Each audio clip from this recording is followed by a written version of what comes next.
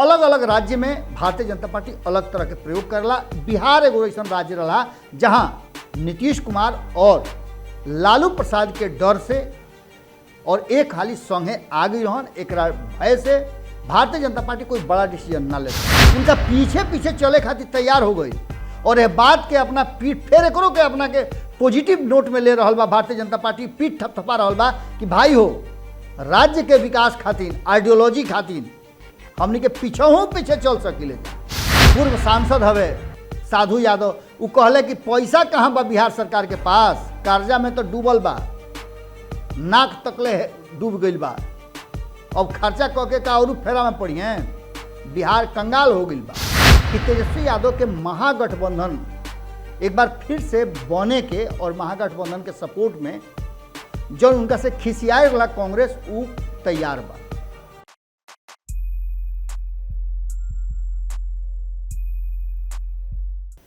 कुछ लोग बड़ी खपा बा हमसे, कुछ लोग बड़ी खपा बा हमसे, आईना दिखावे लगनी जब से गोड़ लगता नहीं हेरा से अभिनंदन बरवालों के खूंटा ठोक पा। बिहार और बिहार के सियासत कौना करवट बैठी ई कहल बड़ा मुश्किल हो गई बा। काहे कि पल पल जौन बदल रहा बा बोली और वचन, एकरा साथ साथ लोग बदल रहा बा और लोग के मन भी बदल रहा बा।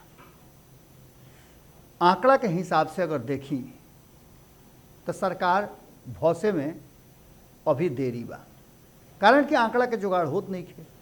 लेकिन वही अगर दावा होके लगे कि न सरकार तो भौसले भौसल, कारण कि नीतीश कुमार अब आगे कंटिन्यू करस, ई भारतीय जनता पार्टी और नीतीश कुमार के विरोधी नहीं खन चाहत। हालांकि दोसर का तरफ इहो कहल जा रहा बा कि नीतीश कुमार बड़का खिलाड़ हवे, ऐसा रातों रात में खेल कर दिले जना से सभे चित हो जाला। नीतीश कुमार प्लान बी पर काम करत हुई हैं और उनका प्लान बी आंकड़ा के जुगाड़ में लागल हुई। लेकिन इनमें सबसे बड़ बात बा कि आंकड़ा के जुगाड़ बिना तेजस्वी यादव के और बिना भारतीय जनता पार्टी के केहू के लगे नहीं खे। ये दोनों के साथ अगर नीतीश कुमार नहीं खन तो सरकार ना चली। लेकिन एगो चीज हो सकेला, बिना नीतीश कुमार सरकार बन सकेला। तो ओकरा में सबसे बड़ा पेंच जौन बा उ बा कि भारतीय जनता पार्टी और तेजस्वी यादव एक संगे ना आई हैं। एकरा पीछे के कारण बहुत सारा बा, जौन सामने लौकत उ कारण ना, जौन पीछे कारण बा उ कारण बहुत बढ़न बा। पहला बात तो ये कि उनकर समीकरण जौन बा MY के उध्वस्त हो जाई। दूसर का सबसे बड़ बात कि तेजस्वी यादव जौन मुख्यमंत्री बने के और लंबा समय तक राजनीति करे के सपना देखतन, उनकर लगभग, चूँकि वो नीतीश कुमार नहीं खन और ना लालू प्रसाद बाड़न, राजनीति के पाठशाला से निकल करके कॉलेज में गई बाड़न। और कॉलेज में जाए वाला विद्यार्थी या तो बहुत बड़ा काम कर जाला और ना तो संगत में पढ़ के बहुत खराब काम करेला। तेजस्वी यादव के इर्द गिर्द जौन दायरा बा उ दायरा काम तो बहुत बढ़िया कर रहा बा, लेकिन सबसे बड़ बात बा कि नेता के संगे आम लोग के जुड़ाव होके के चाहिए और केहू खातिर दरवाजा बंद ना होके के चाहिए। प्रशांत किशोर एगो ऐसने नेता बाड़न जौन की लगातार बिहार में भ्रमण करे खातिर तैयारी कर रहा बाड़न और एकरा पहले लोग से भेंट भी करता हूँ। उनकर कहना बा कि समुंदर के छानला के बाद मोती मिली और वो मोती के इंतजार में बाड़न। अभी उनका इंतजार में और उनका मोती खोजे में टाइम लगी, तब तक ले बिहार में सरकार जौन बा अल्टी पल्टी के पूरा व्यवस्था हो रहा बा। अब एगो बात कहल जा रहा बा जौन लोग से लगातार हम कह रहा बानी कि तेजस्वी यादव के सरकार कैसे बनी। ओकरा में सबसे बड़ आंकड़ा बा कि तेजस्वी यादव के महागठबंधन एक बार फिर से बने के और महागठबंधन के सपोर्ट में जो उनका से खिसियाए वाला कांग्रेस वो तैयार बा। कांग्रेस से कहना बा कि भारतीय जनता पार्टी के सत्ता समाप्त करे खातिर, बिहार के राजनीति से भारतीय जनता पार्टी के आउट करे खातिर वो कोनो ना कोनो जुगाड़ जुक्ति भिड़ा सकेले और बिना शर्त तेजस्वी यादव के समर्थन कर सकेले। दूसर का वाम दल लगातार तेजस्वी यादव के साथ बा, हर फैसला में साथे बा। हाल फिलहाल में एमएलसी वाला में देखने रुआ कि फुल सपोर्ट कैलस, भले कांग्रेस ना कैलस उतना जम के, लेकिन फुल सपोर्ट कैलस। 4 गो विधायक के ले आकर के तेजस्वी यादव और उनका टीम नंबर 1 के पार्टी बन गई बा। ये आंकड़ा जोड़ घटाव कैला के बाद जगह पर पहुंच जाता, लेकिन अभी 7 गो सीट कम हो गए। इस 7 गो सीट पूरा कैसे हुई? ते 7 गो सीट पूरा करे में जौन नया बयान जीतन राम मांझी का आइल बा, वो बयान बहुत सपोर्ट करता। जीतन राम मांझी जहां नीतीश कुमार और भाजपा के सरकार भसला के बाद डिसीजन करी हैं, या उनका सुगबुगाहट मिली, उनका जैसे सुगंध मिली कि सरकार तो गई तो पाला बदल जी हैं, तो पाला बदल जी हैं तो मात्र 3 गो की जरूरत हुई। और 3 गो आंकड़ा कहाँ से आई? 7 तो देवे खातिर मुकेश सहनी तैयार बना, चिराग पासवान तैयार बना, लेकिन ये दोनों आदमी लगे उस संख्या नहीं थे। यह काम अगर मुकेश सहनी आज से 6 महीना पहले कैले रहे थे तो खेला हो गई रही थी।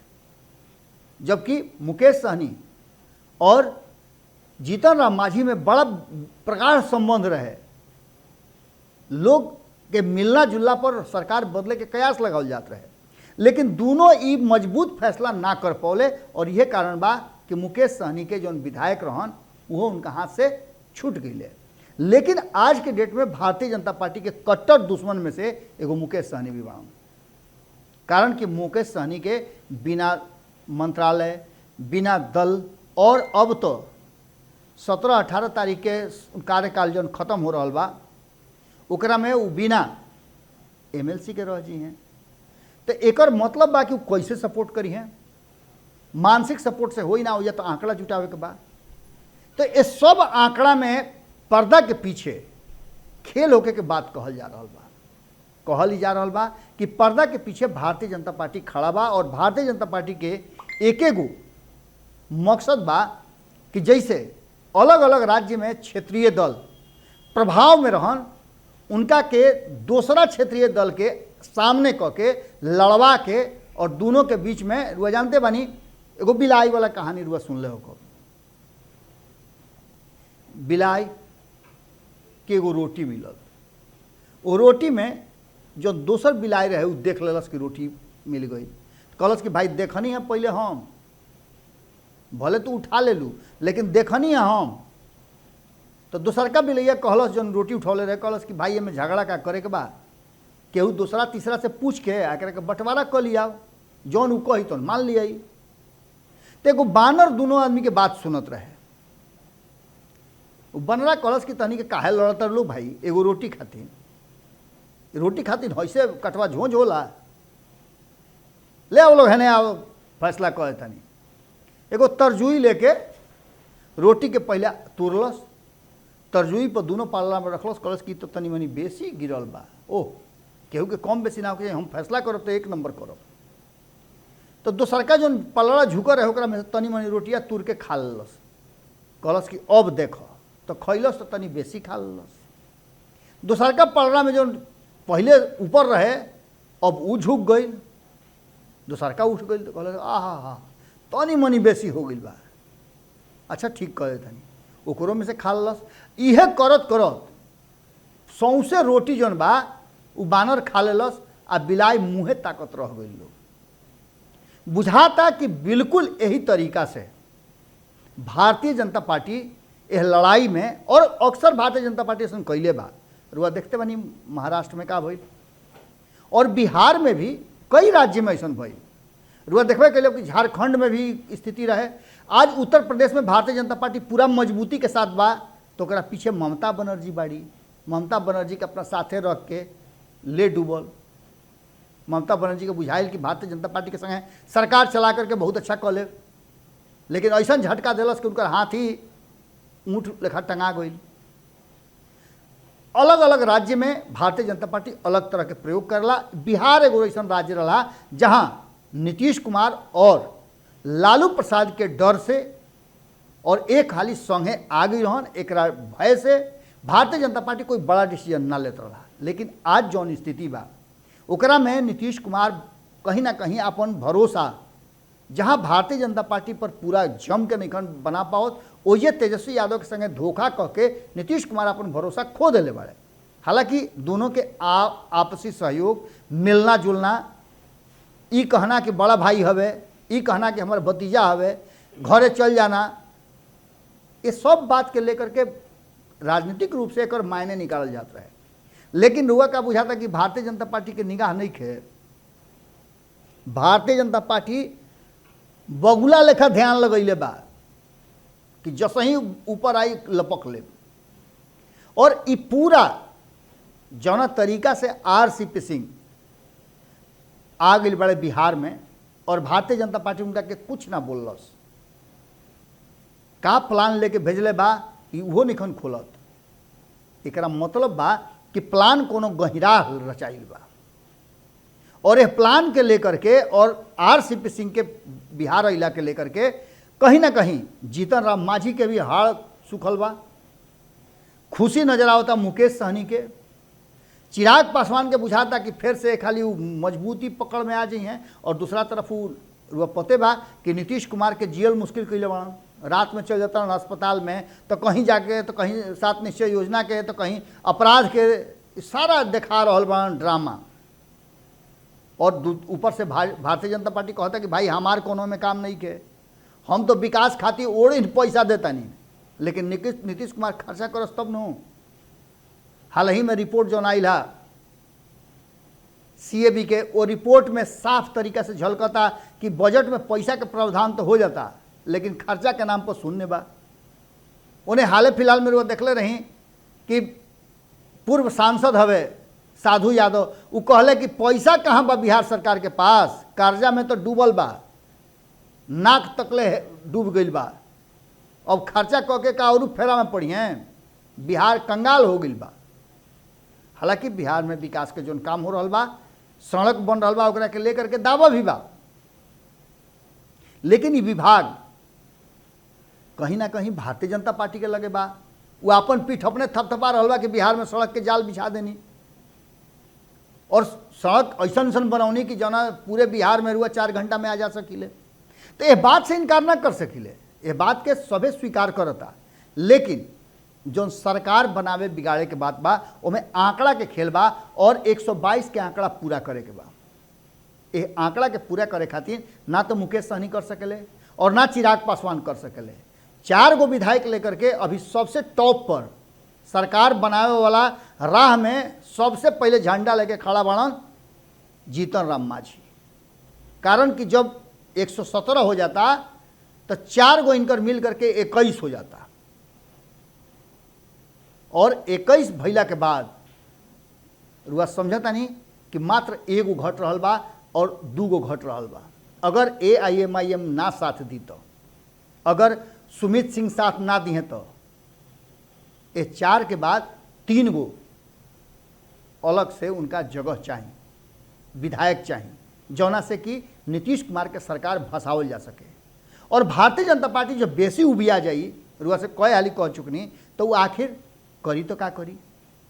महाराष्ट्र में देखे कहीं रुआ लोग का कैलस, एकनाथ शिंदे एक हाली रातों रात आ गई और मुख्यमंत्री भी बन गई, उनका पीछे पीछे चले खातिर तैयार हो गई।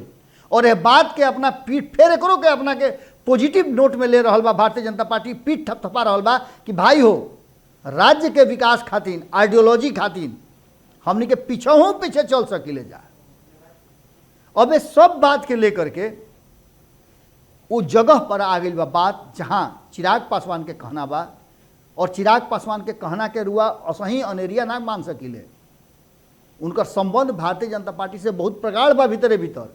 भले उनका पार्टी के तुरे में भारतीय जनता पार्टी गुमी साध लेलस, लेकिन आज भारतीय जनता पार्टी के नेता लोग से उनकर भीतरिया बात होला। उनकर बहुत करीबी, बहुत दिन तक रहे वाला और रामविलास पासवान के करीबी में से एक, जिनका कि उनकर दोस्त कहल जाता, उनकर सलहिया कहल जाता, उनकर PA कहल जाता, सब कुछ कहल जाता, जो उनकी आजकल उनका से दूर बाड़े। यहाँ तक ले उनका पर लागल है कि भाई उनके चलते परिवार टूटल, उनके चलते पार्टी टूटल। लेकिन हकीकत ही बा कि उस शख्स चिराग पासवान खातिर और रामविलास पासवान खातिर अपन सब कुछ कुर्बान करे के तैयार रहे।